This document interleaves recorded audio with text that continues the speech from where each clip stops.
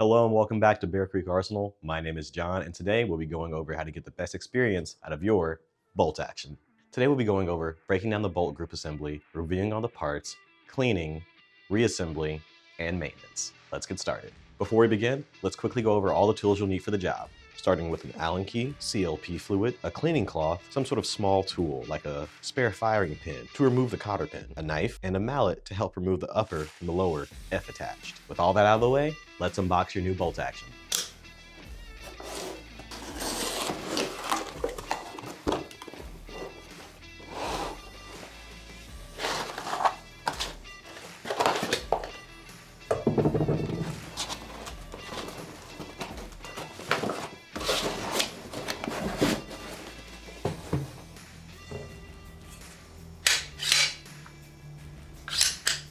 And here's what's inside the packaging once you open it up. Keeping your upper clean is always a great idea, so let's quickly go over how to break it down. Start by removing the receiver plug, which can be easily unscrewed by hand.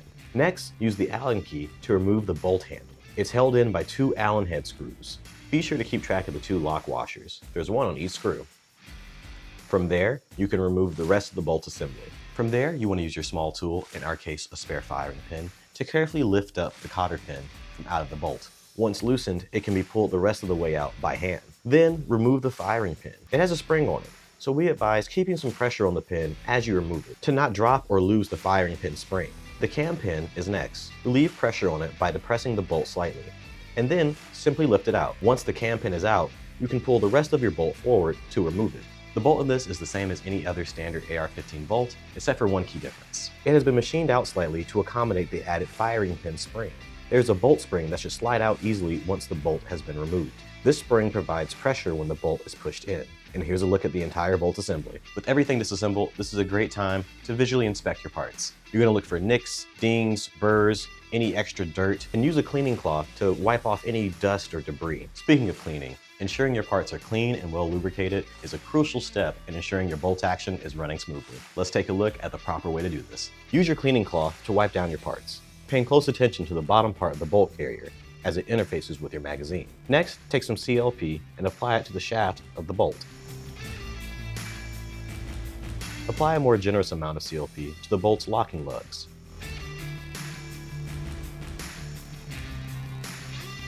Continue by applying a light coat of CLP to the bolt carrier. It should have a light sheen to it. Down where the magazine will ride, add a little extra CLP to ensure smooth operation. Add a little CLP to the cam pin as well. Before reassembling everything, here's another look at how everything should go together. First, place the bolt spring back into the bolt and reinsert it back into the bolt carrier. Make sure the ejector portion of the bolt is facing the 1 o'clock position. Slightly depress the bolt so you can slot in the cam pin. Make sure the longer side of the pin's head is facing forwards like you see here. Then take the firing pin spring and slide it onto the firing pin. Slide the firing pin into the back of the carrier.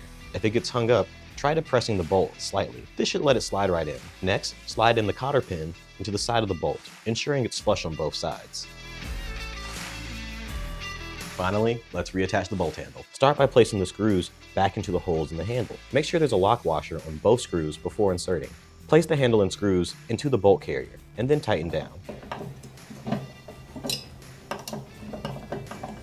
The last step in reassembly is screwing in the receiver plug. Don't over-tighten it, just enough so there's light pressure on the plug's O-ring. And make sure the flat part of the plug is facing downwards, towards where the lower would need it. With all that done, ensure proper functionality by racking it several times. This also helps spread out any CLP.